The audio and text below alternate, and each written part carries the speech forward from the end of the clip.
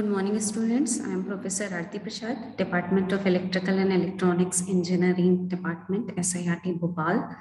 The subject is Digital Electronic Logic Design, and the subject code is EX403, and the topic is Numericals on K-map. As we already discussed what is K-map and what is the rules of the simplification of K-map. Now we discuss some example how to solve K-map. So there is one example how to solve K-map with the using of Boolean expression, right? K-map को solve करने के लिए सबसे पहले हमें ये जानना चाहिए कि sum of product क्या होता है और product of sum क्या होता है. हम already पहले discuss कर चुके हैं कि sum of product क्या होता है. फिर भी sum of product short form of the sum of product means sum of product, and it is one kind of Boolean expression. In this, the different product input are being added together. The product of input is Boolean logical AND, whereas the sum or addition is Boolean logical OR. तो यहाँ ये जो हमने सब पहला एक example लिया है z is equal to function of ABC. यहाँ पे जो फंक्शन लिया है हमने ABC, इसका मतलब है हमारा 3 variables, right? Equal to a bar dot b bar dot c bar plus a bar dot b plus a bar a dot b dot c bar plus a dot. ये हमने एक एग्जाम्पल लिया है, इसको हम और सिंप्लीफाई करेंगे by the use of के मैप. के मैप को सॉल्व करने के लिए हमें उसको ग्राफिकल रिप्रेजेंटेशन करना होता है. उसके लिए हमें ये इस तरीके के बॉक्सेस बनाने होते हैं. ये डिपेंड करता है हमारा वेरिएबल कितना है. अगर हमारे यहाँ पे 3 वेरिएबल्स हैं तो 3 वेरिएबल्स का मतलब होता है कि 2 की पावर 3, दैट मीन्स 8 ब्लॉक्स. यानी हमारा अगर 8 ब्लॉक्स है दैट मीन्स 1 0 1 2 3 4 5 6 7 एंड 8. तो हमने यहाँ पे 8 ब्लॉक बनाए. अगर हमारा यहाँ 4 वेरिएबल होता तो हमें यहाँ पे 16 ब्लॉक्स बनाने होते.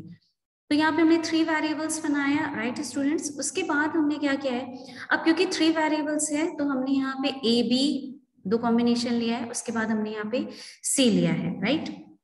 अब हमने ए बी, क्योंकि यहाँ 2 वेरिएबल है, इसका मतलब हमारा 4 कॉम्बिनेशंस बनता है. 4 combination means 0 0 0 1 1 1 1 0.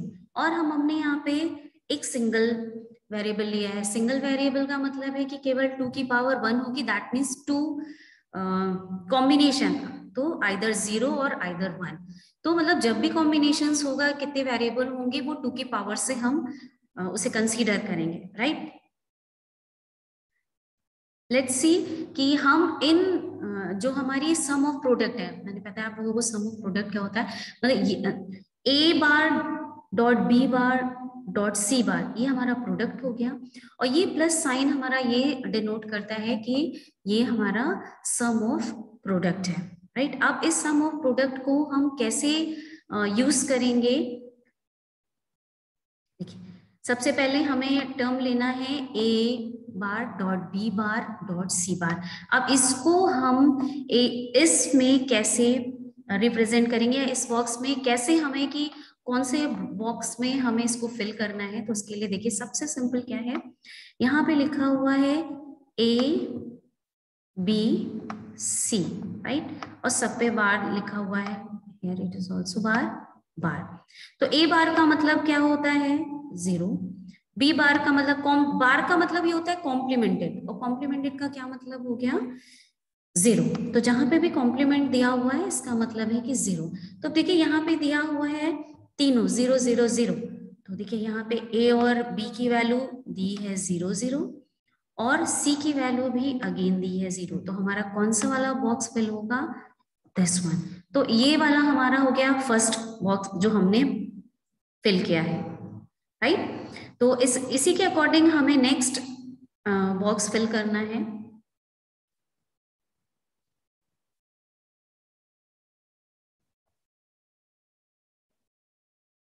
Next box comes, अब इसमें हमें फिल क्या करना है, A bar dot B.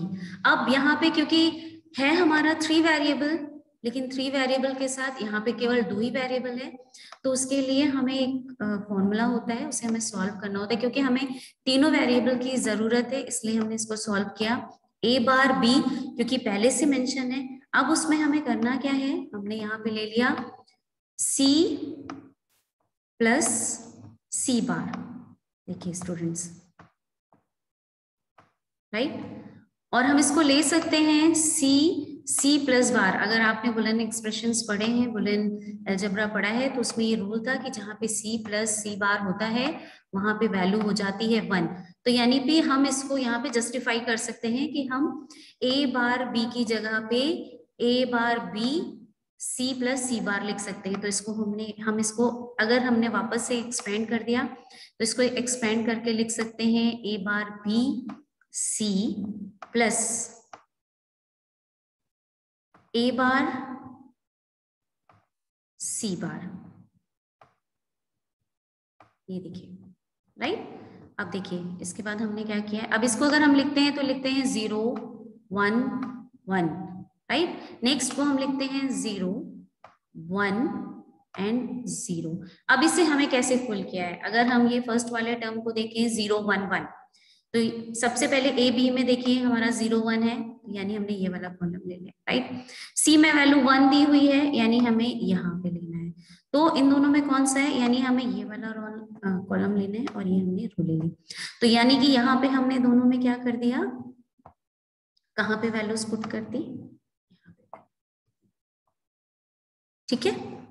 Next इसी तरह हम दूसरा देखेंगे इसको कि इसको हमने नेक्स्ट कैसे किया है। नेक्स्ट देखिए किया है क्या है, यहाँ पे लिया है A bar A dot B dot C बार। यहाँ पे हमारा तीनों वेरिएबल दिया हुआ है। तीनों वेरिएबल देने का मतलब ये है कि तीनों वेरिएबल अगर यहाँ पे मेंशन है तो दैट मीन्स यहाँ पे क्या हो जाएगा 1 1 0, ठीक है। 1 1 0 का मतलब क्या है, A B की वैल्यू क्या है 1 1, तो हमने ले ली यहाँ पे 1 1, यहाँ पे हमने क्या लिया है 1 1, और C की वैल्यू क्या है 0, ये है C की वैल्यू 0, तो यानी हमारी यहाँ पे वैल्यू आ गई 1, राइट। इसी तरह हम नेक्स्ट देखेंगे A dot C।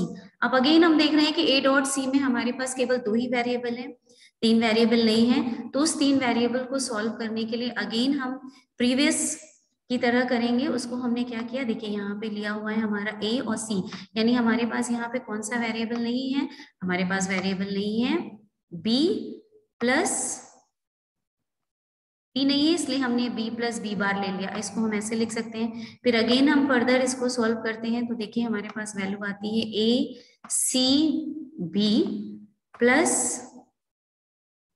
A C B बार, ठीक है। अब इसको आप देखिए लिखिए तो 1 1 1, ठीक है। नेक्स्ट हम लिखते हैं 1 1 0, या फिर अगर हम ABC के फॉर्म में लिखे तो 1 0 1, ठीक है। अब देखिए यहाँ पे 1 1 है, 1 1 1 है, इसका मतलब है हमने ये वाला ले लिया और ये ले लिया, ठीक है। तो हमने ये फिल कर दिया, राइट। अब उसके बाद नेक्स्ट क्या है 1 1 1 0 1, यानी कि 1 0 1 1 0 हमने ले लिया, अगेन ये 1 है तो हमने ये ले लिया, ठीक। तो इस तरीके से हम इसको सबसे पहले फिल करते हैं सारे वैल्यूज को एक बॉक्स में। उसके बाद नेक्स्ट हम क्या करते हैं, उसकी ग्रुपिंग करते हैं। इससे पहले मैंने आप लोगों को डिस्कस किया था कि हम ग्रुपिंग कैसे करते हैं। तो use the rules of simplification and bringing of adjacent cells in order to make as many variables redundant, right. अब हम यहाँ देखिए, और हमें ग्रुपिंग कैसे करनी होती है, हम जितना ज्यादा से ज्यादा बड़ा ग्रुपिंग कर सकते हैं वैसे ग्रुपिंग करते हैं। तो देखिए सबसे पहले हमें ग्रुपिंग करनी होती है 8 की, अगर 8 पॉसिबल नहीं है तो 4, देन हम लेते हैं 2। तो यहाँ पे देखिए सबसे पहले हमारा 4 की ग्रुपिंग बन रही है, ठीक। अब 4 के बाद भी हमारे पास ये रिमेनिंग रहता है और ये रिमेनिंग रहता है, तो उसको हम क्या करते हैं, देखिए उसके लिए हमने क्या किया, इसको इसके साथ हमने कन्वर्ट कर लिया और इसको इसके साथ कन्वर्ट इन द सेंस कि हमने ग्रुपिंग बना ली। हम ओवरलैपिंग कर सकते हैं, ये रूल्स है, राइट। तो हमारे पास कितने हो गए, 3 ग्रुप बन गए, और 3 ग्रुप को अगर हमने फर्दर लिखा कि उन 3 ग्रुप को हम कैसे सिंप्लीफाई करते हैं, ठीक है। देखिए नेक्स्ट हम देख रहे हैं, हमने ग्रुपिंग करने के बाद देखिए ये क्या किया, फर्स्ट ग्रुप बनाया। तो हम ग्रुपिंग करने के लिए क्या करते हैं, जो इसमें कॉमन टर्म है अपना, ठीक है। कॉमन क्या है इसमें, देखिए 0 और 1 कॉमन नहीं है, कॉमन क्या है B, ठीक। और यहाँ पे क्या है, और इन दोनों में कॉमन क्या है, कोई भी कॉमन नहीं है, तो यानी कि यहाँ पे आ रहा है हमारा बी, तो हमने ये बी ले लिया। अगर हमने फर्स्ट ग्रुप लिया तो फर्स्ट ग्रुप में कॉमन क्या है, सबसे पहले तो सी है, तो हमने ये सी बार लिख दिया। इसमें कॉमन टर्म कौन सा आ रहा है, ए बार, क्योंकि 0 और 1 बी का है तो हम बी नहीं ले रहे, 0 0 आ रहा, दैट मीन्स ए बार, तो ये हमारा हो गया। थर्ड ग्रुपिंग अगेन हम ऐसे ही कर रहे हैं, तो थर्ड ग्रुपिंग में हो रहा है अपना, अगर हमने ग्रुपिंग की तो देखिए इन दोनों में कॉमन आ रहा है हमारा ए, तो हमने ए ले लिया, और यहाँ पे भी देखिए आ रहा है कॉमन 1, तो हमने यहाँ पे नेक्स्ट 1 ले लिया, राइट।